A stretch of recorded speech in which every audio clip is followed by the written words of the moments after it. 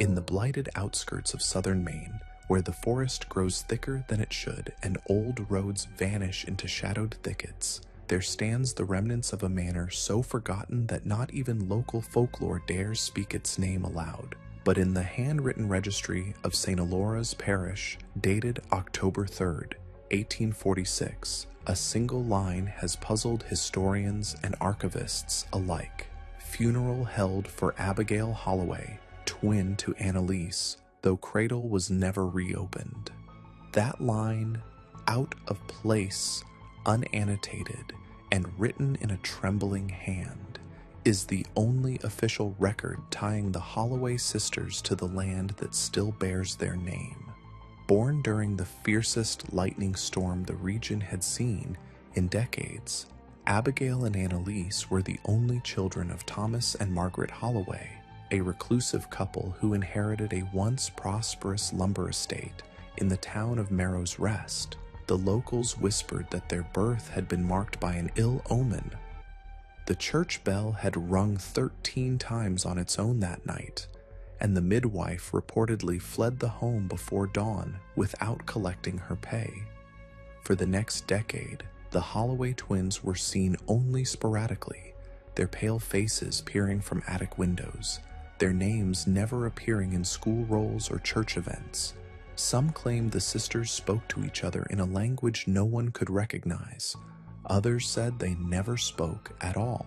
The only consistent detail from those who dared trespass near the Holloway estate was the cradle, an enormous, hand-carved oak piece shaped like a coffin with twin compartments, sealed shut with 7 brass latches, one for each day of the week. It was said to have never rocked, never creaked, and never opened since the girls outgrew it. Yet even after they reached womanhood, it remained at the foot of their shared bedroom, covered by a black veil and circled in salt. In 1846, Annalise fell ill under mysterious circumstances. No doctor was summoned. No priest visited. 10 days later, a small funeral was held at the family's private chapel. No viewing, no procession, no burial at the cemetery behind the estate. Instead, Thomas Holloway reportedly carried a sealed cradle from the manor and placed it inside a stone crypt without ceremony. The chapel bell tolled 9 times, though the family had no other children. The townspeople who attended never saw the body, nor a coffin, nor the face of the grieving twin. Abigail was not seen again for 22 years. When she did reappear, pale, rigid, and escorted by a parish undertaker who refused to speak of what he'd witnessed, she was already dead. And yet, her funeral record reads not as Abigail Holloway, but again as twin to Annalise, returned to the cradle. No death certificate exists. No physician ever signed one. The grave was never marked. Inquiries made decades later turned up a single surviving witness, a groundskeeper's grandson named Elliot Partridge, who recounted that on the night of the second funeral, the chapel bell rang by itself from dusk to dawn, and no one dared enter. When the door was forced open the next morning, the cradle had been moved from the crypt to the altar, and the veil that once covered it was gone. The latches had been sealed again, 7, polished and newly tightened, as if by unseen hands. Elliot said the air inside the chapel was thick and metallic, like breathing rust. The twin candle sconces on either side of the altar were lit, though no one had entered with flame. On the chapel wall, just above the altar, the word "returned" had been scratched into the plaster, not painted, not carved, but gouged, and not in English, but in an old dialect of Breton that only the Holloway family matriarch, Margaret, had once studied. Scholars would later confirm that the cradle itself had carvings in the same dialect, words that translated loosely to shared breath, bound silence, and mirror unbroken. After Abigail's burial or reburial, the estate was sealed by court order and left to rot, its ownership contested, its history fragmented. Yet for reasons no one could explain, every attempt to demolish or develop the land failed. Surveyors reported faulty compasses and missing coordinates. Architects claimed that the house's foundation, though condemned, never shifted or cracked. Twice, investment groups tried to convert the land into a vineyard or nature preserve. Both withdrew quietly. One team of botanists hired in the 1960s to examine the soil described a section near the Holloway crypt where nothing grew. Not moss, not mold, not even bacteria. Samples sent to local universities were lost. The head botanist, who resigned shortly after, told his assistant only, "Something in that ground has memory." By the 1990s, the Holloway cradle had become a regional myth, a story told to keep children away from the woods, to scare campers, to entertain tourists passing through fogged-up towns with forgotten names.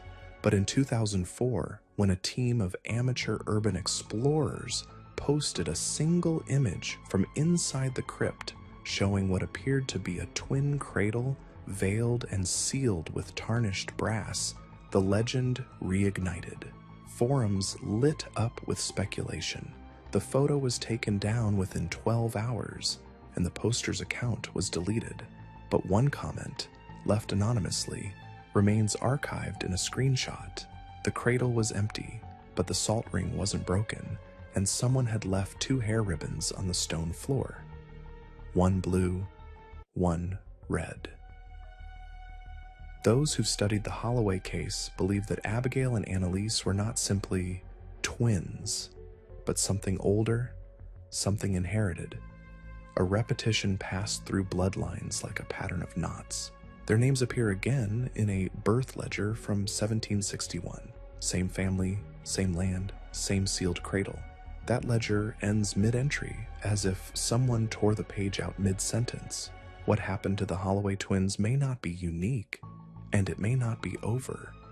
Because every year, without fail, on the night of October 3rd, the chapel bell rings 9 times, even though the bell was removed in 1957, even though the tower is gone, even though no one is left to listen.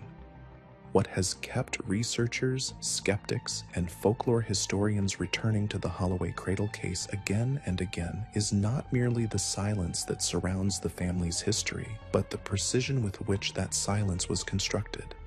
Court records for the Holloway estate cease abruptly in 1847, 1 year after Annalise's reported death, with no formal record of taxes, inheritance, or sale.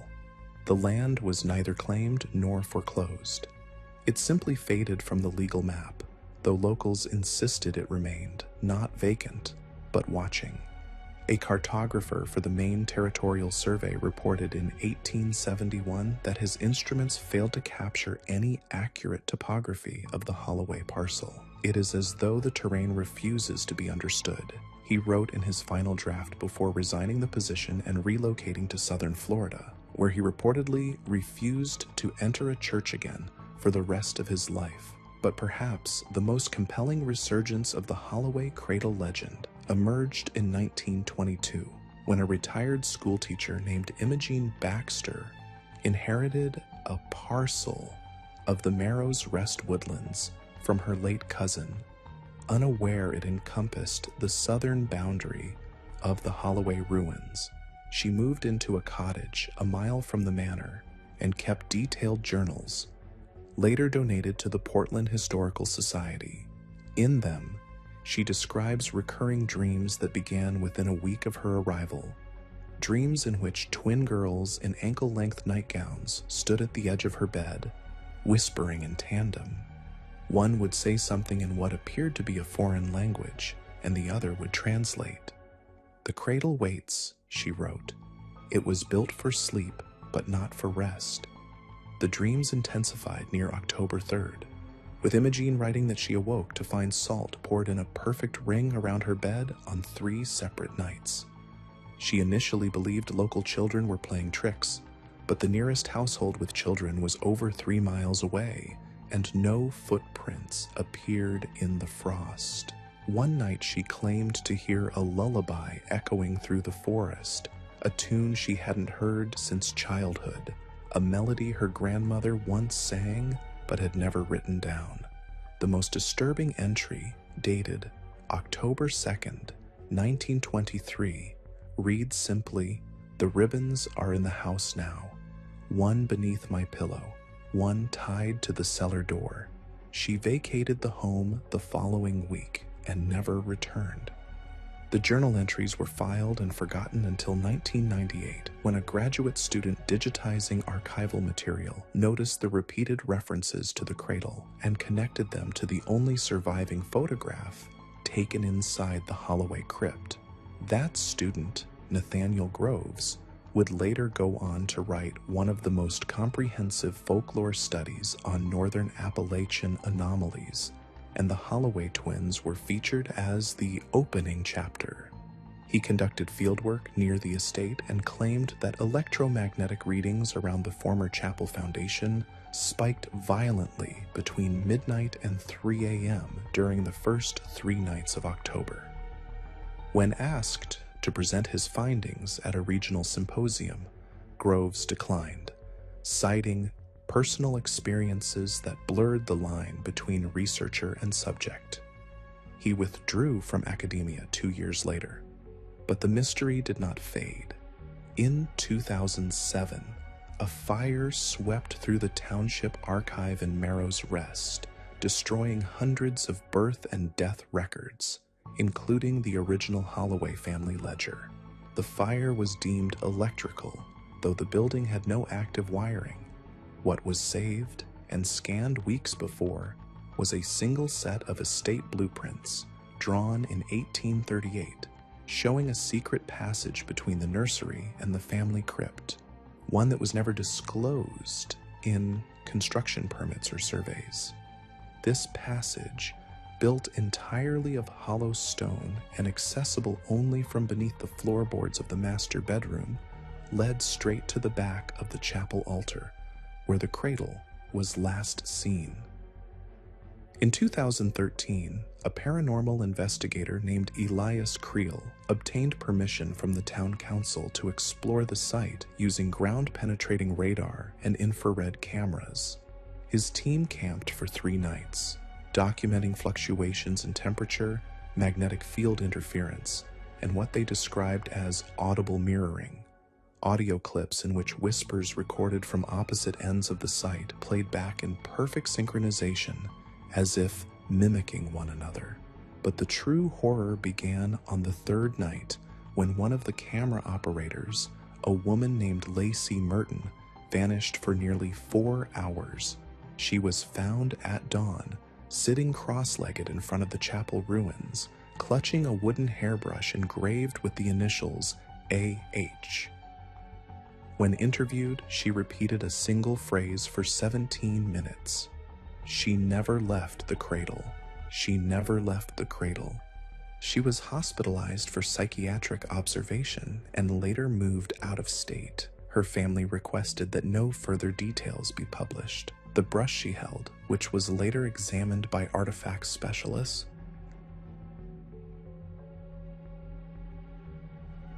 was consistent with a 19th century design, with bristles made of boar's hair and a faint scent of lavender oil. It was not present when the team arrived. Elias Creel's team never returned to the Holloway estate, and the footage captured was sealed after he suffered a breakdown in 2014 and withdrew all future speaking engagements. But in 2020, a previously unreleased photo leaked from a private auction catalog in Baltimore. The listing, dated only Private Heirloom Number 47, depicted a cradle carved from oak, heavily varnished, twin compartments side by side, and 7 aged brass latches, each etched with a different symbol: a lamb, a veil, a branch, an eye, a mirror, a crown, and a flame. Bidders were prohibited from asking for origin or ownership. The item was pulled before sale. Those symbols, when arranged in sequence, match a pattern found in a 17th century grimoire known as Le Livre Dîner silencieux, the Book of the Silent Born, a heretical text banned in 3 countries and said to contain rituals for twin binding, a forbidden practice intended to preserve balance between living vessels. According to the text, twins born under certain astrological signs could be bound together in sleep, one remaining awake, the other dormant, until balance was needed. The book describes a vessel shaped like a cradle and states, "When the one falls, the other must return to the breath they once shared." Researchers believe the Holloway cradle may be such a vessel, not merely symbolic, but functional, built not to honor death, but to preserve equilibrium between 2 souls. If this theory holds, then Abigail's disappearance and return 22 years later may not have been metaphorical.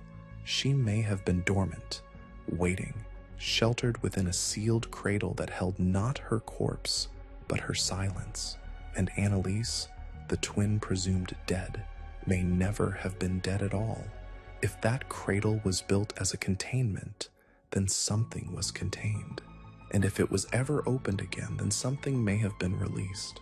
The question that haunts archivists and folklore specialists alike isn't merely whether the Holloway cradle held a body, but whether it held a boundary, and if that boundary was ever crossed. In the fall of 1868, nearly 22 years after the last confirmed sighting of Abigail Holloway, the town physician of Merrow's Rest, Dr. Nathaniel Carmine, filed a handwritten note in his personal ledger under the heading, "Anonymous Fever Patient, Holloway Grounds." The entry, brittle and yellowed, was discovered in a locked drawer during a property renovation in 1989 and has since become one of the most hotly debated pieces of the case. The account describes a woman in her 20s, barefoot, dirt-streaked, and entirely mute, discovered kneeling outside the overgrown crypt of the Holloway family estate. She carried no identification. Her palms were calloused. Her eyes, according to the note, were glass-like, as though viewing 2 worlds at once and belonging fully to neither. The townsfolk who came to assist the doctor swore the girl bore an uncanny resemblance to Annalise Holloway, not Abigail, who most believed had died, but Annalise, whose funeral had been held behind sealed chapel doors more than 2 decades prior. Yet there was no clear indication of who this woman truly was. No one ever claimed her, and no one, to the town's collective confusion, tried to stop her when she returned to the estate 3 nights later, walking barefoot past the chapel's sunken altar into the tree-choked path where the Holloway house once stood. What she did in those woods, or what drew her back, remains unknown. What is known, however, is that for the next 7 nights, residents of Merrow's Rest reported hearing what they believed were hymns echoing from the chapel ruins. Not the hymns sung at funerals or Sunday services, but lullabies, ancient-sounding, off-key, and always in pairs. 2 voices, nearly identical, harmonizing so softly that the wind had to still for them to be heard. The 8th night brought silence, and no one reported seeing the woman again. Yet in 1870, a private surveyor named Clement Rhodes noted in his pocket ledger that 2 wreaths of white flowers, freshly arranged and damp with morning dew, were placed at the threshold of the Holloway crypt, one tied in blue ribbon, one in silver. His notes also detail the state of the cradle inside the crypt. Rhodes described it as unsealed, both compartments open, lined in linen that had not yellowed from time or exposure, as if no air had touched it since the day it was sealed. He made no mention of bodies, bones, or remains.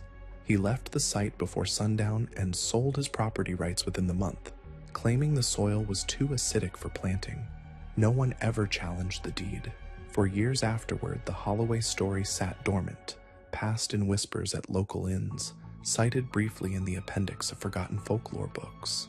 But something stirred again in 1931 when a team of preservationists from the newly formed Maine Historical Registry attempted to map ghost towns for cultural tourism.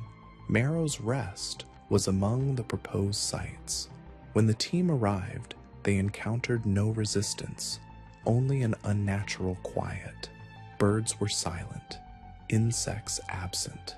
The very trees seemed unnaturally still. Within hours, half the team reported symptoms of disorientation, memory lapses, and auditory hallucinations. The project lead, Arthur Belson, wrote in a memo dated May 4th, 1931, that the forest air near the Holloway ruins seemed thick with sleep. Not fatigue, not exhaustion, but something older, like the breath of forgotten dreams exhaled into the waking world. He withdrew the site from the registry and destroyed the survey notes the following week. Years passed, and Merrow's Rest faded again into obscurity. But in 1954, an amateur photographer named Celia Hartman, hiking through the region, captured what is now the most cited visual artifact tied to the Holloway legend. The photograph, grainy, black and white, but shockingly well composed, shows the remnants of a chapel wall with ivy spilling through the broken arch, and in the foreground, a cradle. Twin compartments, upright, the latches rusted but visible. Standing beside it is a woman in period dress, her face turned slightly away, her hands resting on the cradle's edge. Celia swore no one else had been present during her hike. She claimed the woman did not appear in her viewfinder and only emerged when the film was developed. The woman's dress, verified by textile historians, matches designs worn between 1845 and 1850, precisely when Abigail vanished. The photograph remains unretouched and unexplained. Celia never returned to Merrow's Rest. She left photography entirely, and later wrote a single sentence in a letter to a friend. There's a lullaby that plays when the forest goes still, and it's not for the living. From that point forward, every attempt to excavate, investigate, or document the Holloway property has been met with interference. Not from people, but from conditions. Equipment fails. Batteries drain. Compass needles spin without stopping. Volunteers wake with nosebleeds and forget where they are. Even GPS trackers malfunction, maps rearranging themselves, paths never leading to the same place twice. It's as if the land itself wishes to remain misunderstood, its secrets buried not under earth, but under time, under memory, under silence. But the most chilling development of all emerged in 2018 when an anonymous parcel was delivered to the Maine State Archives. Inside, a music box made of blackened oak, twin wind-up keys, and a handwritten note for the ones who never stop dreaming. When played, the music box emits two overlapping melodies, one in a high register, the other lower, both hauntingly soft and staggered by 3 beats, like twins calling to each other across distance. The sound analyst consulted for the piece found something disturbing embedded in the recording. An irregular pulse, faint but measurable. Not a musical note, not a metronome, but a heartbeat, as if something within the box, or perhaps within the song itself, still breathes. And as the story resurfaces once more, as we collect and examine the scattered evidence, the sealed cradle, the missing twin, the woman who returned without a past, we are left with a final, horrifying question. What if neither of the Holloway twins ever truly died? What if the lullabies weren't farewell songs, but summons? Not memories of a childhood lost, but invocations, calling one another home, again and again, until the cradle opens for the final time. In 1972, nearly a century after the chapel bell last tolled above the Holloway crypt, A theology student from Andover Seminary named Leonard Pike arrived in Marrow's Rest as part of his thesis research on unsanctioned burial rituals in rural Protestant communities. Pike, ambitious and prone to obsession, had come across the Holloway name in a footnote buried in an 1891 ledger of unregistered funerary events. What caught his attention wasn't the name itself, but the phrasing used in the notation: cradle burial confirmed, second interment denied. That contradiction drove him north into the forested outskirts where the town once stood. At first, he believed the stories were mere folklore, passed down from innkeeper to drifter like any rural ghost tale. But upon locating the remains of the chapel, stone foundation walls still half submerged in moss and ivy, he noted something strange. The soil around the crypt was warm, not sun-warmed, not seasonally heated. It pulsed with heat from beneath, as if something below the stone still lived. Pike camped at the edge of the ruins, documenting his experiences in a leather-bound journal he mailed weekly to his advisor. The first 3 entries contain standard observations, notes on the architecture, hypotheses about why a cradle might have been used in place of a coffin, and speculations about twin symbolism in 19th century Protestantism.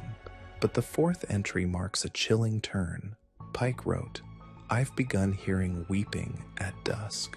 Not loud. It starts with one voice, then the other joins. They always harmonize." He brushed it off as dream residue or nerves until he began waking each morning with his tent flaps open and twin circles drawn in the dirt beside his cot, one made of salt, the other of ash. By the 6th day, he stopped sending entries. The journal was later found in 1983, stashed in the walls of an abandoned ranger station 2 miles from Marrow's Rest. The final entry, dated September 12th, 1972, simply read, "She's not gone. She's waiting, and she remembers the cradle." Pike was never seen again. His disappearance never made headlines, overshadowed by political unrest and war coverage at the time. But for those who've studied the Holloway case, his journal marked the first time a living person had directly interacted with the chapel site in modern times and recorded an intelligible sequence of phenomena. And yet, what emerged next would cast doubt not only on Pike's fate, but on the very idea that time moved forward in Marrow's Rest the way it did elsewhere.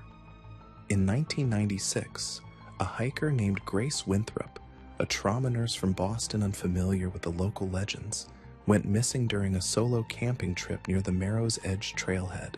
After 11 days of search efforts, she was found walking calmly along a logging road 14 miles east of her original route, dehydrated but physically unharmed. What she told rescuers rattled even the most hardened wilderness officers. She claimed she had not been alone. According to her account, she had stumbled upon a small clearing containing a ruined chapel and a stone structure that hummed beneath the earth. Inside the chapel, she said, were 2 women, one sitting on the altar, the other seated at the base of a wooden cradle split into 2 chambers. Both wore long black gowns, veils obscuring their faces.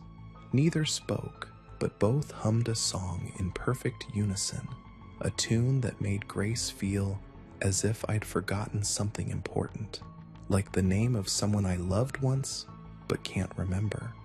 She tried to leave, but claimed the trail behind her twisted in ways that defied logic. It was only when she fell asleep beside the crypt, lulled by what she called a cradle song not meant for children, that she awoke miles away. When she was shown photographs of local historical sites, she immediately identified the Holloway ruins, despite never having heard the family name. Medical exams later found unusual stress markers in her inner ear, consistent with prolonged exposure to low-frequency sound, the kind typically found in early phonographs or seismic equipment. But the most alarming detail was discovered when police examined the soles of her shoes. Despite her 11-day disappearance, they showed no signs of heavy wear. In fact, they still had the factory seal on the tread, as if she'd never walked at all, as if she had been carried. More chilling was what she left behind. In her backpack, untouched, zipped, and dry, was a small wooden token carved in the likeness of a cradle, split down the middle, bound by twin threads of black hair. DNA analysis was inconclusive. The hair didn't match Grace, and the age could not be determined. It was cataloged and stored in a private file by the Maine Bureau of Unexplained Phenomena, a collection so restricted that even state employees cannot access its contents without written federal approval. To this day, Grace speaks little of the event, but when interviewed in 2020 for a private documentary that was never released, she offered only one sentence before requesting the footage be destroyed. Some cradles are made to hold life. Others are made to keep something from waking. As the Holloway cradle re-enters public awareness, once again per Corsai or Siom. Through photos, recordings, and secondhand testimonies, historians are grappling with a terrifying possibility that the cradle was not just a funerary object, but a seal. And if the seal was ever broken, in 1846, or in 1972, or even earlier, it may explain why every witness who's come near it describes the same unnatural lullaby, a melody not born of human hands, but of memory itself. Memory so ancient, so fractured, that it loops endlessly through twin voices, neither alive nor dead, calling across a cradle-shaped silence that Merrow's Rest has never managed to bury. Long before the Holloway cradle was placed inside the chapel crypt, before its presence cast a long shadow over the dying town of Merrow's Rest, the region's oral records whispered of a carpenter who built caskets that were never meant to open. His name, scrawled in a fraying ledger now housed in the Bangor Historical Archives, was Elias Grunn. Born in 1792, Grunn was a Swedish immigrant who settled along the coastal Pine Stretch near Dead Man's Hollow, a coastal inlet known for its silent fogs and shipwrecks. His craftsmanship was renowned, not because it was ornate or elegant, but because his coffins were said to never rot, even decades after burial. When questioned, Grunn claimed his secret was simple. He used sap from trees struck by lightning, mixed with mineral powder mined from the black cliffs behind his workshop, cliffs later discovered to be rich in arsenic and trace amounts of mercury. Townspeople avoided his property, reporting odd noises after dusk and the constant scent of salt and smoke even on clear days. Grunn had one particular commission in the spring of 1823 that stood apart from the rest: a dual-compartment cradle shaped like a coffin, sealed with 7 latches, and lined with symbols etched in reverse script that no one could read. According to a note tucked within his ledger beside a rough sketch of the design, it was ordered by a woman named Margaret H. of Merrow's Rest to be delivered before the summer solstice, with strict instructions that it must never be placed near open flame or facing east. Elias recorded one other oddity. Upon final delivery, he claimed Margaret paid not in coin, but with a locket of curled hair, a spool of red twine, and a song hummed once, "Never Again." Grunn died within months of that exchange. Found hanging in his workshop, the phrase, "They dream in symmetry," carved into the beams overhead. Though authorities declared it suicide, locals swore the rope had frayed inwards, as if unraveling from within rather than bearing external weight. The Holloway cradle disappeared from public record after that, until its reappearance in 1846 at the supposed burial of Annalise Holloway. When modern researchers returned to Merrow's Rest in 2003 under the guise of historical preservation, they uncovered what may be Grunn's final unmarked design, a scale drawing etched into the underside of a chapel pew showing the Holloway cradle not as a resting object, but as a ritual chamber. The twin compartments were labeled with the runic symbols for contain and echo. Scholars who examined the drawing proposed a deeply unsettling hypothesis that the cradle was not meant to hold two bodies, but to contain one presence split into two. Whether that presence was spiritual, psychic, or something older, they could not say. But another clue was found in the chapel floorboards, unearthed beneath centuries of dust and ash. A single rusted key bound to a hollow coin inscribed with the words, "One sealed, one seen." This key did not fit any known lock on the chapel premises, nor the crypt itself, but bore marks consistent with brass scoring, the kind used to align spring-loaded pressure clasps common in child-proof cabinets and containment chambers. If the cradle was a container, then the implications were terrifying. Someone had locked something inside it long ago, not out of reverence, but fear. The most chilling piece of evidence emerged from the sealed walls of the Holloway family's root cellar, excavated only after structural collapse during a flood in 2011. Behind layers of collapsed stone, workers discovered two wooden dolls, identical in construction, both carved from lightning-split pine with twin cracks down their torsos. One doll had been hollowed out and filled with human teeth. The other was wrapped in red twine and embedded with dried rose petals, stitched shut with horsehair. The crate in which they were stored bore a brand burned into the lid, a stylized cradle beneath a waning crescent moon. It matched the exact pattern found etched into the inner vault of the Holloway crypt, a vault that, by all historical accounts, was never meant to be opened again. When the dolls were sent to a forensic lab for dating, analysts found their materials consistent with early 1800s New England handiwork. However, one anomaly stood out. The horsehair in the stitched doll was genetically linked to a now extinct breed, native to northern Sweden, last documented in 1796. How it reached rural Maine, or ended up stitched into a ceremonial object buried beneath the Holloway land, remains unexplained. As public awareness of the Holloway twins grew in niche academic circles, rumors began to surface of a third burial never recorded, according to a defrocked priest who once served. Marrow's Rest before its dissolution, the Holloways had a stillborn child before the twins, a boy never named, buried in secret and whose existence was erased from both parish records and family journals. The priest, who refused to be named, claimed he had seen a page torn from the original chapel registry, hidden beneath the altar stone, which read, "Firstborn silenced, two will echo." That phrase, "two will echo," now appears repeatedly in messages posted to a private web forum that catalogs unsolved rural mysteries. Users have reported hearing it whispered during sleep paralysis episodes after reading about the Holloways, or finding it scrawled backwards on fogged mirrors.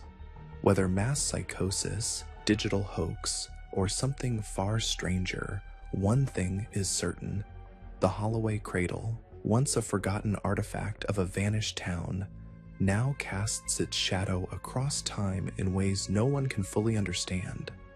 Some believe it was never a cradle at all, but a mirror, carved in the likeness of innocence, built to hold the reflection of something that was never meant to grow. When Abigail Holloway finally returned to Marrow's Rest in the winter of 1868, few alive remembered her face, but all remembered the thunder. It struck in triplets, without lightning, just 3 bone-deep shudders that rippled through the sky as the snow fell sideways against the chapel's black steeple. The parish had long since closed. The Holloway estate was reduced to a skeleton of beams and stone, its shutters missing, its gates swallowed by saplings. Yet on the first morning of February, a traveler spotted a woman standing motionless on the chapel's frost-slick steps. She wore a veil of mourning black that swept the ground like a bride in reverse.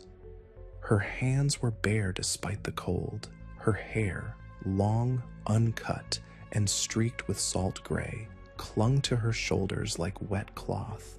The traveler, a trapper from Ellsworth named Jonas Black, reported the sighting to the county registrar, describing the woman as too still to be sane but too solemn to be mad.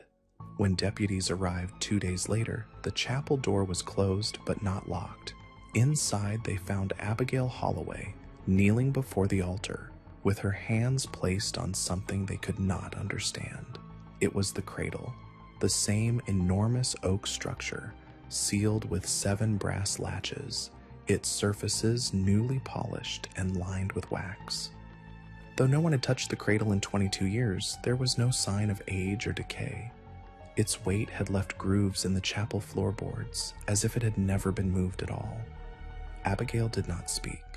She did not resist when they took her into custody, but when asked where she had come from, she reportedly pointed at the cradle and whispered, "From where she waited." Abigail's reappearance set in motion a series of investigations, most of which were halted or buried due to a jurisdictional conflict between the county and the parish's now defunct oversight board. However, a single report from Deputy Marshal Nathan Crowley survived in the archives of the Maine Historical Incident Registry. Dated March 5, 1868, it details the following. Cradle latches show no sign of tampering, rust, or wear. Wood grain glows faintly when exposed to candlelight, especially around the seal markings. A low hum is heard by all deputies present, though its source cannot be determined. Holloway refuses to answer questions, except to repeat the phrase, "One lived, one stayed." When authorities finally pried open the cradle on March 11th, what they found was not a body, but clothing, a dress clearly hand-stitched and matching a surviving photograph of Annalise Holloway taken in 1845. Folded carefully atop a lining of dried pine needles and blackened rose petals. At the center was a silver hairbrush, strands still tangled in its teeth, and a glass eye, not a doll's, but one manufactured for human prosthetic use, extremely rare for the time. The report ends without conclusion. Abigail was placed in the care of a sanatorium in Portland, where she reportedly spent her remaining years drawing cryptic diagrams of cradles inside cradles, staircases that led nowhere, and windows with no walls. She died in 1871. But what chilled investigators more than the drawings was the revelation made by a groundskeeper a decade later, in 1882, who unearthed a long box hidden beneath the chapel steps while restoring the rotunda foundation. Inside was a second cradle, identical in make, but with one latch missing. It contained a journal belonging to Margaret Holloway, Abigail and Annalise's mother. The final entry, dated a week before Annalise's supposed death, reads, "She dreams in both directions, forward and back. I fear she is not two people, but one mind, split by time. The cradle holds her now, but for how long?" Beneath that entry was a child's drawing in charcoal. It showed 2 girls, one with a full face, the other with no features at all, both holding hands across what appeared to be a mirror. This discovery sparked renewed debate among spiritualists and psychologists alike, some arguing that the Holloway twins were part of a larger phenomenon, what one 20th century researcher called the dual mind paradox, the idea that certain twin bonds defy not just logic, but linear chronology. Modern DNA testing attempted in 2004 on the Holloway cradle yielded results that remain classified by the archival lab that conducted them, though a whistleblower later claimed that samples showed genetic drift inconsistent with single-generational separation, whatever that may mean. Paranormal investigators who visited Merrow's Rest reported time loss, sudden nosebleeds, and dreams of infants weeping in reverse audio. One described seeing 2 figures in his peripheral vision whenever he faced the cradle, never fully visible, but always exactly the same distance apart, like parentheses around a void. Whether the Holloway cradle was a tomb, a vessel, or a mirror that split a soul is a question no one has definitively answered. But what is known is this: every year, on February 1st, someone leaves fresh rose petals in front of the chapel's rusted door, even though the property has been abandoned for decades and sits behind a locked iron gate. Locals say the chapel bell rings once at dawn that day, not by wind or by hand. And that if you press your ear to the chapel wall at midnight, you can hear a lullaby in two voices, one alive, one waiting. After the second cradle was unearthed beneath the chapel steps, interest in the Holloway case began to swell beyond Marrow's rest. By the spring of 1883, scholars from Harvard's fledgling Department of Occult Philosophy arrived under the guise of architectural surveyors, hoping to examine both the chapel foundation and the preserved cradles. They were led by Dr. Hiram Beckley, a renowned antiquarian known for his controversial theory that certain wooden objects could retain emotional resonance, echoes of trauma imprinted like stains upon the grain. Beckley, along with two assistants and a court-appointed archivist named Miriam Vossler, documented their findings in a series of private correspondence now held at the main folklore preservation library. According to Vossler's entries, the group spent 4 nights inside the chapel, sleeping in shifts and recording every sound, temperature fluctuation, and visual anomaly. She describes the environment as dense with memory and claimed that none of the group ever felt truly alone, even when physically isolated in different corners of the sanctuary. Most unnerving, however, was Beckley's claim that the 2 cradles, when placed in the same room, began to hum in unison. This hum was not picked up on phonographs or vibration meters, but all 4 individuals reported hearing it, describing it as a low harmonic, identical to a mother's voice speaking just beneath hearing. Vossler's final journal entry, dated April 4th, 1883, is scrawled and unfinished, but includes a single chilling observation. Beckley saw the twins today, both, but he says one was reversed. The mouth moved backward. We are leaving. The group departed Marrow's Rest that same day without completing their study, and Beckley reportedly refused to speak of the Holloway case again until his death in 1912. The Holloway Chapel, long dormant, was boarded up by the county in 1885 after a group of schoolboys broke in and were later found unconscious, each murmuring the same phrase in Latin, sicut erat in principio.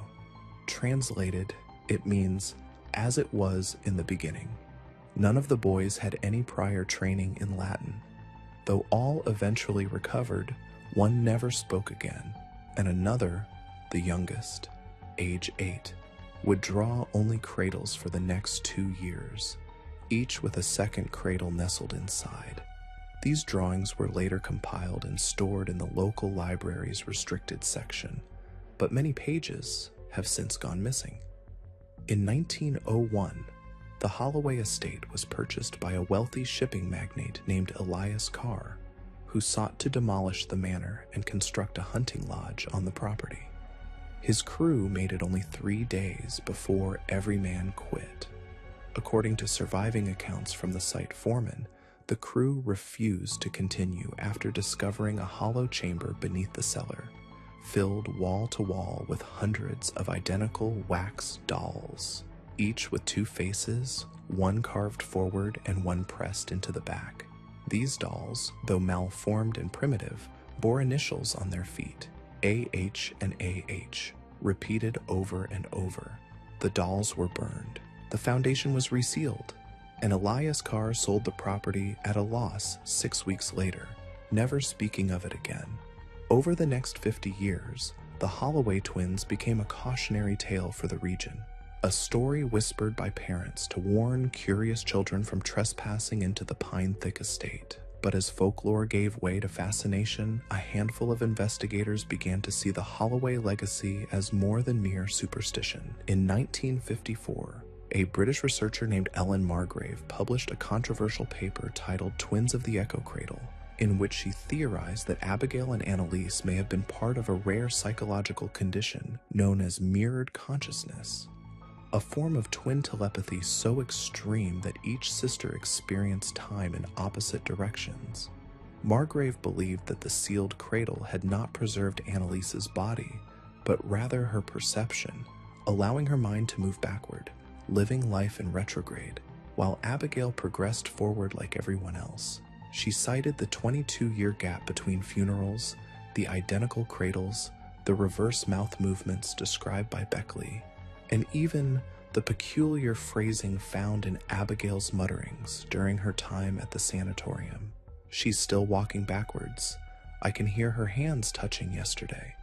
Though ridiculed by the mainstream academic world, Margrave's theory caught the attention of experimental theologians, especially those interested in concepts of soul partitioning and time-bound possession. Several returned to Merrow's Rest in the late 1960s to test electromagnetic anomalies on the chapel grounds, and many reported inexplicable compass spins, sudden shifts in pressure, and one instance where a researcher claimed to briefly hear two voices humming the same lullaby, separated by a heartbeat's delay. In 1971, the sealed cradle, now housed in the State Museum, was illegally opened by a graduate student during a late-night dare. The student, whose name remains sealed in police reports, reportedly screamed and clawed at his own ears before falling unconscious. Upon waking, he described seeing a girl with no face brushing another girl's hair in reverse, and refused to speak again of the incident. He was later institutionalized and diagnosed with a dissociative fugue state. The cradle has not been opened since. Today, only fragments of the Holloway legacy remain. A black and white photograph of the twins at age 8, seated in the manor's garden, with a white veil between them that experts now believe may have been painted over the negative after the fact. A single brass latch, preserved in a locked case, still bearing faint scratch marks not made by any known tool, and the rose petal tradition, still observed by someone unknown, each year, without fail.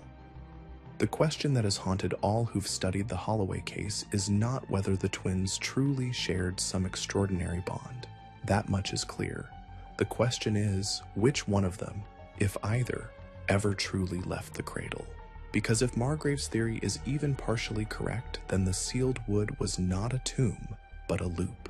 A place where time did not end, but repeated, where one sister remained behind, moving backward, waiting always for her twin to return, until they met again at the same beginning they once left from.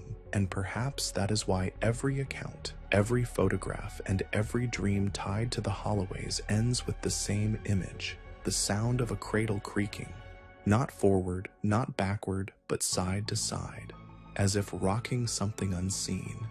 By 1982, the Holloway estate had been marked as a restricted preservation site by the Merrow's Rest Historical Commission, yet urban explorers and amateur occultists continued to trespass onto the property, drawn by the legends surrounding the chapel and the cradle crypt.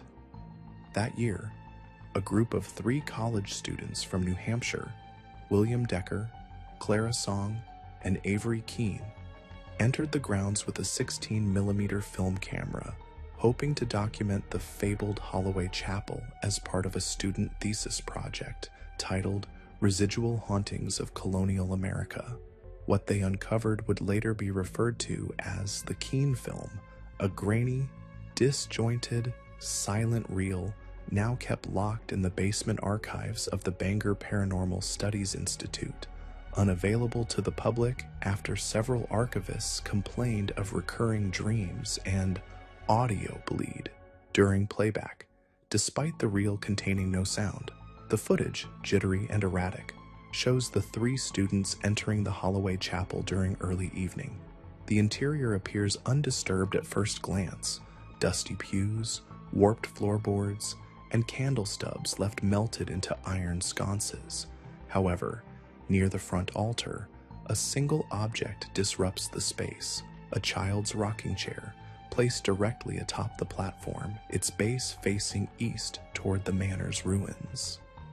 As the camera zooms closer, Clara can be seen pointing at the chair and mouthing something while Avery adjusts the tripod. Suddenly, William jerks the camera upward toward the rafters, where a bundle of white cloth appears suspended by a rope, swinging gently, a baptismal gown, old and stained, tied as if strangled. The film cuts abruptly, then resumes with footage outside the chapel, where Clara is visibly distressed, whispering to someone not in frame. Her lips can be seen repeating a phrase over and over: "There are 2, but they're 1. There are 2, but they're 1. Avery appears behind her, covered in dirt and shaking, his shirt torn. William is never seen again. His name is the final credit typed on the end slate, filmed by William Decker, found in Clara Song's backpack, recovered 1 mile from the Holloway Chapel, dated September 29, 1982. What happened to William remains unknown. Clara and Avery both survived, but refused all interviews. Clara entered psychiatric care and was diagnosed with schizotypal disorder, while Avery reportedly moved to Oregon and changed his name, avoiding any further discussion of the Holloway investigation.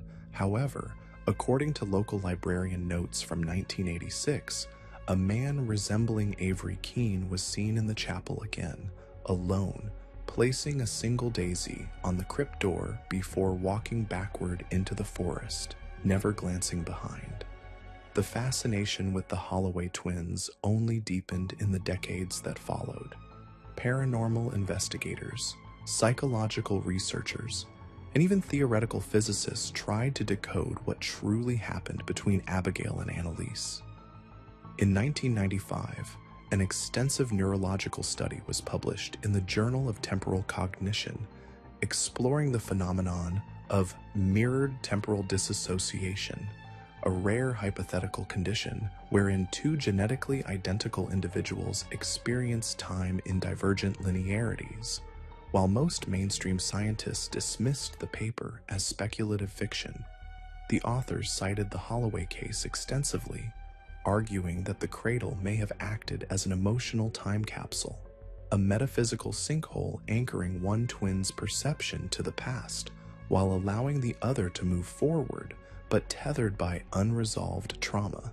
This theory was bolstered by the discovery of a second journal belonging to Margaret Holloway, the twins' mother, found hidden in the wall cavity of a nearby property, once used as the estate's guest house. The entries, dated sporadically between 1835 and 1847, reveal a mother unraveling under the weight of unspeakable guilt. In them, Margaret describes hearing the cradle rock on its own at night, even after Annalise's funeral, and waking to find her daughters standing motionless at the foot of her bed, both of them. Most disturbing is a final undated entry smeared in what forensic experts later confirmed to be iron oxide and blood. She crawled in beside her and closed the lid from inside. I didn't know which one it was. They had switched again, and the cradle rocked anyway. This single sentence sent shockwaves through the Holloway academic community, as it introduced the idea that perhaps neither twin remained entirely separate from the other, that identity itself had become porous, fluid, and possibly reversible between them. If this were true, then the funerals held 22 years apart might not have been for different bodies, but for the same consciousness experienced in 2 temporal directions. By 2004, the Holloway estate had deteriorated beyond preservation, and the state government approved a controlled demolition of the remaining structures, citing public safety. The manor was razed in June of that year, though local contractors claimed several of their machines malfunctioned near the chapel grounds.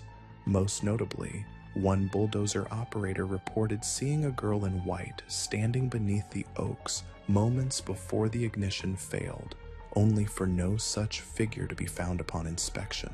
A week later, during the chapel teardown, workers unearthed a set of stone steps beneath the altar, leading to a chamber previously unknown to any map, deed, or survey. Inside, they found two objects: a child's hairbrush, still containing strands of long brown hair, and a second baptismal gown, identical to the one filmed in the Keene reel. Both items were boxed and sent to the Bangor Historical Archive, where they remain unlisted in the public catalog. Today, nothing remains of the Holloway estate but foundation outlines and warning placards erected by the town council. Yet visitors continue to report strange occurrences: children sleepwalking toward the chapel ruins, recordings filled with backwards whispers, and compass needles that spin wildly near the former cradle crypt. Some say the ground hums at night. Others report dreams shared between siblings who've never before experienced anything strange. What endures most, however, is the unsettling feeling among locals that something from the Holloway bloodline never quite left. Because while the world insists Abigail was buried and that the cradle was sealed, the veil between timelines, identities, and memory remains fragile. And in that fragile space, the twins still rock. In the summer of 2013, an independent research team specializing in unexplained regional phenomena, operating under the name Project Threshold, conducted a limited access environmental scan of the Holloway ruins. Using LiDAR imaging, magnetic resonance soil testing, and subthermal motion capture technology, they intended to map any remaining underground structures in and around the area of the sealed crypt, particularly beneath the now collapsed chapel floor. The data they retrieved has never been formally published. However, leaked internal files circulated through fringe forums show a series of disturbing heat anomaly images. Two vaguely human-sized figures lying parallel beneath what once was the altar. What made the reading so baffling is that both heat signatures maintained a consistent 37.5 degrees Celsius surface temperature, precisely normal for a living human body, and were recorded over a continuous 11-day window, despite no known energy source, bodies, or animals being present. The team abandoned the investigation after 3 members reported identical dreams involving a cradle gently rocking by itself in a room lined with broken mirrors. All 3 resigned from the project within 48 hours. One of them, Dr. Lena Roussel, moved to Montreal under a pseudonym and sent a single, typed letter to a former colleague, now archived in the private collection of the Institute of Noetic Sciences. It reads, "There is something wrong with time in that place. It folds in on itself. I don't know if the girl in the cradle was ever meant to leave." Around that same time, a local 4th grade teacher in Marrow's Rest, Miss Evelyn Corrigan, reported a student named Sophie Holloway transferring into her class. The surname immediately triggered local legends, though official school records listed her parents as Marcus and Helen Holloway, both employed at a nearby hydroelectric facility. Miss Corrigan, fascinated by the name and disturbed by the girl's strange silence, wrote in her personal journal that Sophie had eyes too old, like they'd watched something centuries long. Despite multiple invitations, Sophie never attended recess or group events, preferring instead to sit near the window and trace spiral patterns into the condensation of the glass. On October 3rd of that same year, the anniversary of Annalise's original funeral, the school's security cameras captured a chilling scene. Between the hours of 1:13 a.m. and 1:27 a.m., someone entered the school's main hallway despite all doors being locked from the inside. The figure appeared to be that of a girl in a baptismal gown, her bare feet leaving no heat trail or prints. As she passed each classroom, the overhead fluorescent lights flickered and dimmed. When she reached room 12, Sophie's classroom, she paused, turned to face the camera, and then slowly disappeared, pixel by pixel, into the wall beside the doorway. Though the footage was dismissed by the school board as a digital artifact, IT technicians found no evidence of camera tampering. 2 days later, Sophie Holloway was withdrawn from the school without explanation. The contact numbers for her parents were no longer in service. Her student file was blanketed by an administrative note that simply read, "Record sealed, per state request." Whether Sophie was a descendant, a reincarnation, or something else entirely has never been determined. But in the years since, the Holloway surname has appeared in at least 4 other small-town incidents across the northeastern United States, each involving twins, each tied to churches or cradles or graves. In 2016, a pair of twin girls named Eliza and Elise Holloway were photographed outside a condemned Methodist chapel in upstate New York, wearing matching white nightgowns despite it being late October and temperatures below freezing. The photographer, a traveler passing through the region, claimed he saw them swaying back and forth in perfect rhythm, as if mimicking the motion of something that wasn't there. When he looked up from his camera after taking the picture, the girls had vanished. When the image was uploaded to a local travel blog, 3 separate commenters insisted they had seen those same girls in other towns, decades apart, one in Vermont in 1982, one in Pennsylvania in 1973. All descriptions matched, and always the mention of a cradle. It is here that folklore and pattern merge into something far more troubling, because the Holloway cradle, sealed and buried with Annalise, was thought to be an object of grief, a symbolic sarcophagus honoring the bond of twins forever interrupted. But as researchers have discovered, the construction of the cradle predates the Holloways themselves. Local logging records indicate that the enormous oak used to carve the cradle was felled in 1794 and donated by a woman named Lydia Norridge, whose own twin daughters died under unexplained circumstances. The exact same style of cradle appears in sketches found in 18th century Appalachian funeral manuscripts, specifically those describing a ritual called the twinning. According to these lost rites, if one twin died but the other survived, the soul could remain fractured, searching for reunion through generations. The sealed cradle in this ritual was not a coffin. It was a container for convergence, a prison for time itself. Some believe the cradle's brass latches were not designed to keep something in, but to hold time out, to stop the ticking of linear decay. And if that's true, then the implications are far more disturbing than anything ghost stories ever dared admit. It would mean the Holloway twins never truly died, only slept, only waited for someone to open the cradle, for someone to listen when the rocking started again.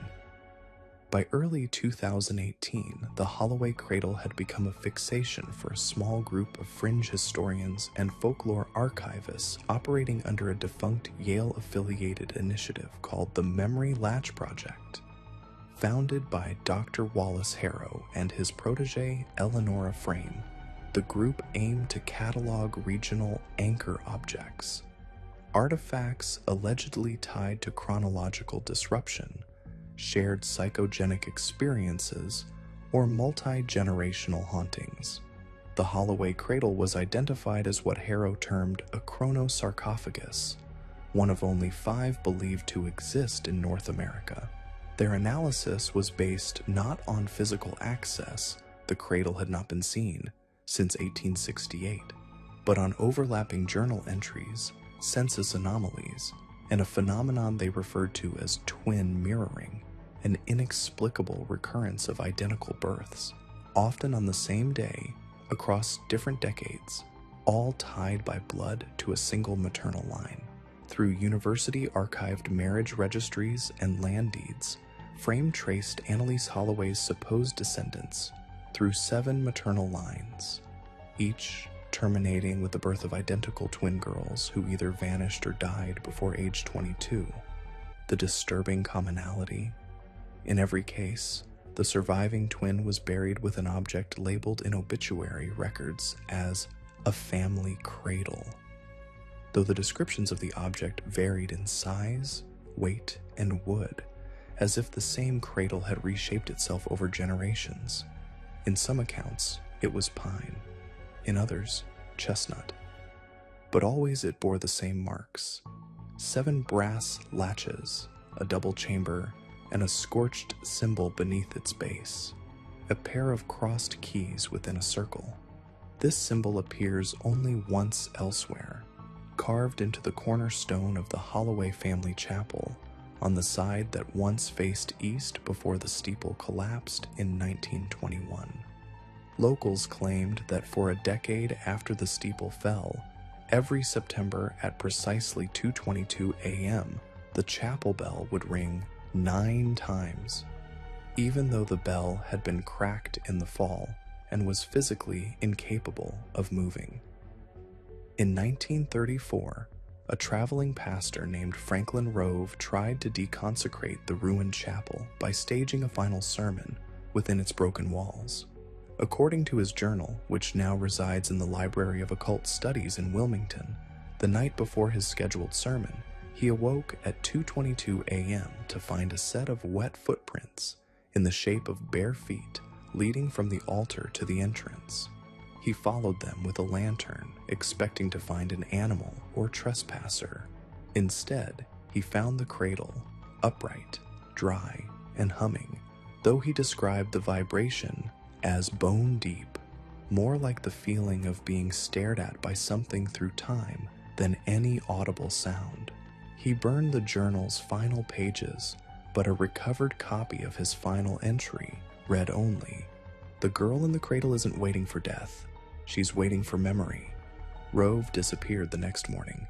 His horse was found tethered to a rail outside the chapel, his Bible left open to Revelation 10:6, that there should be time no longer. It is now believed that the Holloway cradle serves as both tomb and threshold, a liminal vessel not bound by the logic of death or burial. Multiple independent interviews with residents of Merrow's Rest, conducted by journalist Lydia Bramford in 2020, as part of her unpublished book Blood in the Grain, reveal recurring reports of a child's soft singing echoing through the hills in late autumn. Each interviewee used nearly identical language. A lullaby with no words, just sound. Not sad, but not safe either. No one could pinpoint where the sound originated. Some believed it was the wind funneling through the chapel ruins, but acoustic engineers consulted by Bramford ruled out natural resonance. One elderly woman, Mavis Dullen, claimed that when she was 5 years old, she wandered into the woods alone and came upon a girl in a white dress sitting beside an empty cradle, rocking it slowly. "She asked me my sister's name," Mavis said. "I told her I didn't have one, and she said, 'You do now.'" Mavis returned home that day with a high fever and spoke only in backward sentences for nearly a month. Her medical records were lost in a fire 2 years later. The most damning piece of modern evidence, however, comes from a 2021 forensic scan conducted by a joint archaeology team during a state-sponsored preservation survey. Using ground-penetrating radar, they detected not just one, but 2 chambered voids beneath the Holloway crypt, perfectly symmetrical, precisely 6 feet long and 3 feet deep, with what appeared to be a wooden object straddling the central divide. The device used to complete the scan malfunctioned 37 seconds into the reading, emitting a sharp frequency burst that corrupted the survey team's laptops and caused 2 members to experience severe nosebleeds. When the data was recovered from backup, analysts noted that the wooden object showed no signs of aging. In fact, its contours had sharpened in the scan, suggesting a kind of reverse entropy. Dr. Katarina Ross, the lead technician, later refused to comment on the scan, but in a private message to her colleague leaked online, she wrote, "It's not a burial cradle, it's a mold, and it's waiting for a second occupant." Local authorities have since sealed off the Holloway Chapel ruins with state funding under the guise of historical hazard prevention, citing unstable soil and collapsing infrastructure.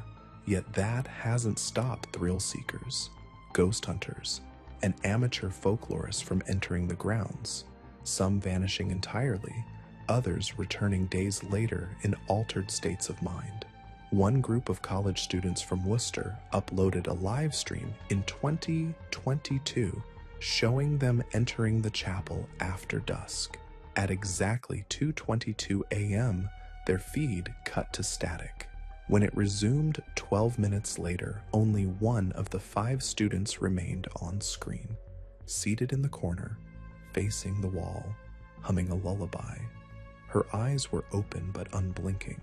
Her skin had blistered in 7 circular patches along her arms. She did not speak again. And yet, the name Holloway persists, not in headlines or census rolls, but in faint church ledgers, emergency room intake logs, and abandoned birth certificates. In October 2023, an anonymous parcel arrived at the historical archives of St. Elora's parish. Inside was a weathered, unsigned journal. The final entry read, "The sisters will not rest until they are whole. The cradle holds what time cannot. It rocked once this year. It will rock again." As news of the Holloway cradle's alleged resurfacing began to circulate through obscure academic circles and digital folklore forums, a new wave of interest surged. No longer from historians or folklorists, but from private collectors and what Bramford had once called temporal opportunists, individuals obsessed not with the past, but with owning pieces of it, bending it, perhaps even reversing it. By early 2024, multiple verified attempts were made to purchase the land on which the Holloway estate sat, each denied by the Maine Historical Trust, citing ancestral land protections dating back to the Holloway family's original estate clause. Yet one application, submitted by a shadow company traced to Luxembourg, included a sealed letter marked, "For the girl who remains." Its contents have never been made public, but the letter was intercepted by the Diocese of Portland, which has since refused to answer any inquiries regarding the Holloway property. Meanwhile, strange phenomena continued around Merrow's Rest. In the spring of that year, every newborn girl in the region reportedly failed to cry during birth. Nurses across multiple facilities recorded a total of 17 silent deliveries, all from different mothers, all healthy, all alive. But each child was later diagnosed with auditory hallucinations before the age of 3. The shared symptom? Whispered lullabies that none of their parents recognized. Audio specialists who attempted to capture these voices reported that recordings would either erase themselves or play backward in real time.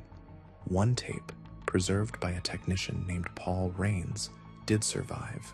When reversed and digitally slowed, the voice can be heard repeating, "She comes in the cradle, she leaves in the mirror." That phrase, as it happens, appears only once in American folklore, within a handwritten confession penned by Margaret Holloway 2 years before her death in 1868. Found behind a false panel in the chapel's confessional booth during a 1949 restoration, the document had long been dismissed as an apocryphal artifact. Yet with every new anomaly surfacing in the modern era, Margaret's confession has been re-examined with chilling new context. In it, she writes of a pact made during childbirth, not with God, but with the woman in the cradle's twin reflection. Margaret claimed that one child was born with breath and one with vision, and that the latter had to be shelled until the former's time had expired. The cradle, she wrote, was not made by her husband, as the family claimed, but delivered to her by midwives who carried no shadows and spoke only in warnings. She ends the letter by admitting she did not know which daughter was which. "They dream the same dreams," she wrote, "but one speaks them, and the other remembers them happening."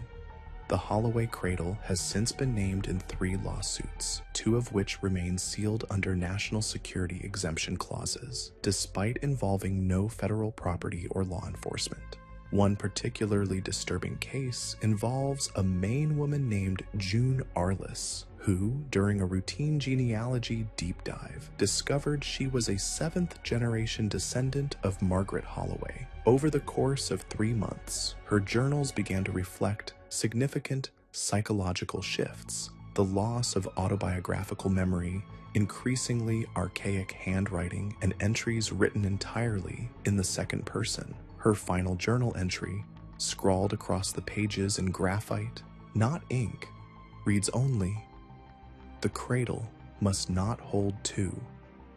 If it does, the second remembers too much." Arliss vanished 2 days later.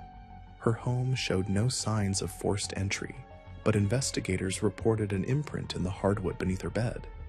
A shallow indentation the size and shape of a cradle, complete with 4 worn grooves where rocking might have occurred. Her mattress had been pushed aside as if by her own hands, and the wooden floor beneath bore the same scorched, crossed keys symbol found beneath the original Holloway cradle. It is no longer accurate to think of the Holloway story as a contained historical event. Rather, it has become an evolving structure, a narrative that reasserts itself whenever forgotten, warps space around attention, and grows stronger the longer it is denied. In 2024, a researcher from the University of Chicago's Divinity School, Dr. Nina Cartwright, released an anonymized paper hypothesizing that certain family trauma sites act as memory engines, and that the cradle was less an object and more a physical memory gate, a kind of reverse sarcophagus, where the act of burial preserves not the body, but the emotion associated with it. She suggested that identical twins represent a perfect memory split, one child carrying the physical passage of time, the other holding memory still, locked in an undecomposing loop. "If Abigail was buried alive in memory," she wrote, "then Annalise was condemned to walk in a body with no future." Both, in a way, were unfinished. The final known sighting of the Holloway cradle came on September 9th, 2024, captured by a wildlife camera accidentally positioned to face the edge of the woods behind the Holloway ruins. At exactly 2:22 a.m., a flicker of motion appeared, not a figure, but a shape, tall and rectangular, gliding through the trees without stirring branches or grass. Its silhouette was unmistakably that of a cradle held vertically. No wheels, no carrier, just motion, smooth and uninterrupted. A child's voice can be heard faintly in the recording, singing the same humming tune reported since the 1800s. When authorities attempted to retrieve the footage, the memory card had melted inside the housing unit. Only the live stream archive survived, stored by accident in an International Weather Station server under the file name Unknown Phenomena 441-Maine. Since that night, Marrow's Rest has reported an 11% increase in twin births, all female. The local clergy have reinstalled bells in the churches, but none will ring after midnight. Annalise Holloway was finally buried in 1868, 22 years after her sister. Her death was ruled as sleep-related natural causes, though her body was discovered in a fetal position, arms tightly clutched around the sealed cradle. No autopsy was performed. Her obituary reads, "Annalise joins Abigail now in eternal rest, but among archivists and folklorists, the truth is understood differently. The cradle did not bury one sister and wait 22 years for the other. It buried them both at once, one in earth, the other in time, and it's never been opened since." To this day, the Holloway estate remains technically unclaimed, though it is not unvisited. Once every September, without fail, a figure is seen walking up the path to the old chapel, ruins at dusk, always a woman in a heavy black dress, always alone, always vanishing before reaching the threshold. This figure has been photographed 11 times over the past 20 years, though never twice by the same person. Each image is subtly different. Her hand placement, the angle of her head, the way her shadow refuses to fall. Paranormal investigators, desperate to prove authenticity, have analyzed the photos for digital manipulation, lighting anomalies, even planted actors. Yet all reports return the same: unaltered, unedited, and taken on separate devices by individuals with no connection to each other. One of these photos was taken by a retired history teacher named Cynthia Breck, who had traveled to Mare's Rest seeking closure after her niece, age 6, disappeared from a campsite nearby. Cynthia never published the image, but she did submit a detailed statement to the New England Archive of Anomalous Sites. In her description, she claimed that the woman's face, though turned away in the photo, felt disturbingly familiar, as though it belonged to someone she had once rocked to sleep. "I don't have children," she wrote, "but when I saw her, I remembered a lullaby I have never heard sung aloud, and I cried without knowing why."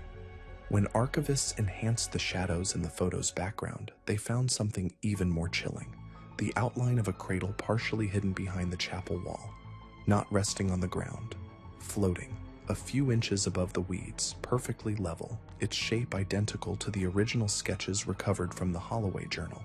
And yet, for all the chilling continuity, it's the mirror phenomenon that continues to generate the most intense speculation. Beginning in 2025, visitors to the Holloway grounds began reporting irregularities with their reflections. Compact mirrors, phone selfies, even rain puddles captured fleeting glimpses of faces that weren't their own. Most disturbing among these are the reports from identical twins, whose visits resulted in one sibling failing to appear at all in mirrored surfaces for hours, sometimes days, afterward.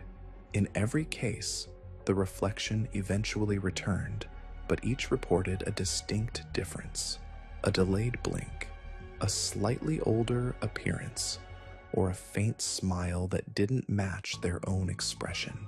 One such account came from twin sisters Maren and Lila Koslow, students from the University of Vermont, who had visited the site on a dare. Maren's reflection vanished at 9:17 p.m. and reappeared the following morning. But her right earlobe was missing from all photos taken afterward. She had no memory of injury, no scar, no pain. But old family photos taken years earlier now showed her childhood self with the same missing feature. "As if something went back and rewrote it," she later told her therapist. "As if something else stood in for me while I was gone, and it didn't give me back the whole thing." She would go on to publish a short story titled Cradle Light, which ends with the chilling line, "The other me still dreams of the sealed cradle, but I don't remember waking up." The phenomenon of the mirrored double is consistent with a lesser-known local legend tied to the Holloway property, what residents once called the seventh daughter rule. According to oral traditions from the 1860s, every seventh daughter born within 7 miles of the estate was forbidden to sleep in rooms with mirrored surfaces after her 12th birthday.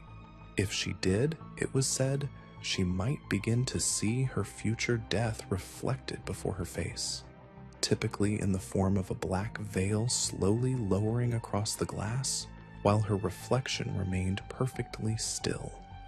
These stories were largely dismissed as cautionary tales until 2026, when a girl named June Evie Randall vanished from her home on the night of her 12th birthday. Her mother, Diana Randall, reported hearing the sound of a cradle rocking in her daughter's room shortly before sunrise, despite no cradle being present. When police arrived, they found the child's bed still warm, the mirror cracked from within, and her name scratched faintly into the frost forming inside the window. Diana's family genealogy, compiled in the days following the incident, confirmed she was a direct maternal descendant of the Holloway line. But the tale doesn't end with disappearances and anomalies. It deepens into something more sinister, an echo that now infects storytelling itself. Multiple novelists, screenwriters, and folk artists have reported that while researching the Holloway case, they began losing control over their narratives. Manuscripts completed before 2020 now contain passages the authors do not remember writing. In one alarming case, an author attempting to fictionalize the Holloway story received a cease and desist letter from her own legal firm, written in her own handwriting. Experts believe the file had been created 2 months before she began drafting the story, hidden deep in her cloud backup under a project folder she had never created. The letter simply read, "You may not tell this ending. It has not happened yet." She has since withdrawn from public life and refuses to discuss the incident, all of which leads to a final and deeply uncomfortable truth. If the Holloway cradle was indeed crafted not as a sleeping aid, but as a container, a vessel to trap one twin's experience of time while allowing the other to move forward, then we must ask, has the second twin ever truly died? Was Annalise's body simply what remained when the memory ended? Or was her life only possible because someone else had remained trapped all along, replaying the same moments endlessly until the weight of unremembered years cracked the seal? We do not know, but what we do know is this: the cradle has never been opened again, and if it were, what would emerge might not be a child nor a corpse, but a life that remembers everything. There is one final account, recorded not in journals or official archives, but in the margins of a theological dissertation submitted to the now-defunct St. Elora's Seminary in 1971. The dissertation, titled On the Nature of Consecrated Ground and the Limits of Divine Protection, contained 28 pages of tightly argued doctrine, but along the bottom edge of the final page, handwritten in cramped script and smeared ink, were 11 words that would never be referenced in the body of the text. The cradle rocks alone now. It does not need a child.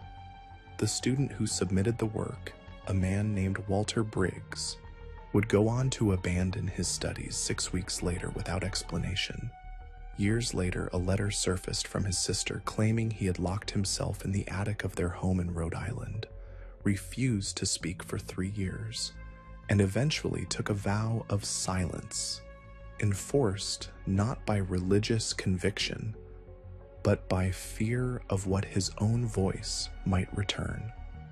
And while no formal connection has ever been established between Briggs and the Holloway legend, his university records indicate a 2-week absence in the autumn of 1970, during which he reportedly stayed with a distant cousin in Merrow's Rest. He returned gaunt, insomniac, and utterly unwilling to explain where he had been. These breadcrumbs, the unofficial ones, the nearly lost ones, are what seem to bind the Holloway story together.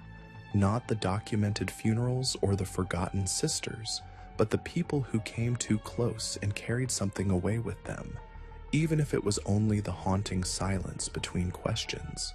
The house itself, now just warped beams and ivy-choked walls, seems to resist demolition. 3 contractors have attempted to level the structure over the years, and each effort ended in collapse, equipment failure, worker injuries, or financial ruin. One man, an ex-military demolitions expert named Tanner Wiles, left the project mid-contract after claiming to have heard a child weeping beneath the foundation at 3:11 a.m. on 3 consecutive nights.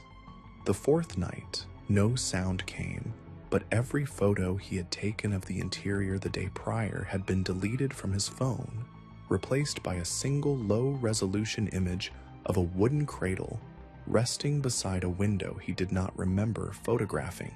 In that image, a woman's shadow is clearly visible on the floor, though no one else had entered the property. This recurrence, the woman, the cradle, the vanishing reflections, suggests something far more complex than a haunting. Historians now studying the Holloway case refer not to ghosts or curses, but to what one folklorist described as a mnemonic echo trapped in wood.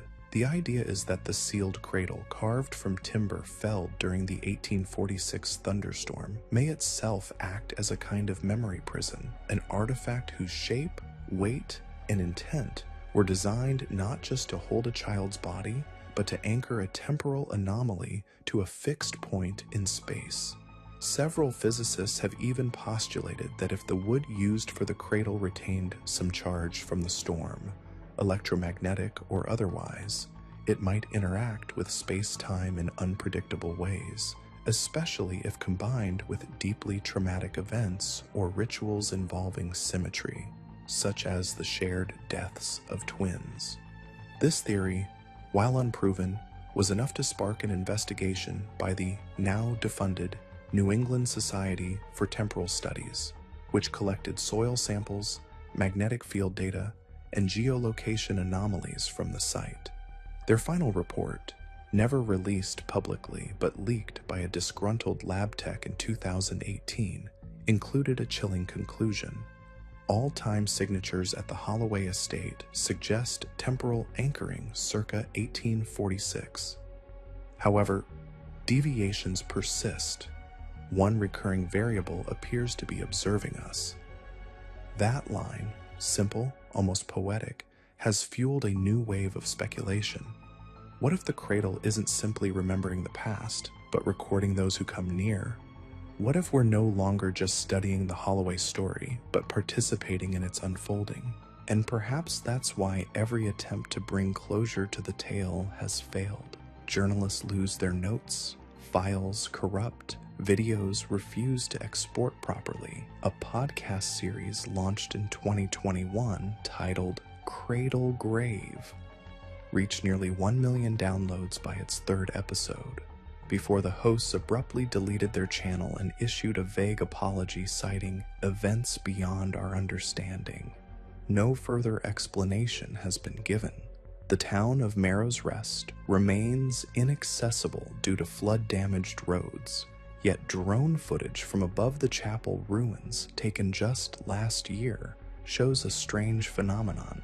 Every time the drone passes over the northern tree line, its GPS data loops briefly, registering the same second 3 times before correcting.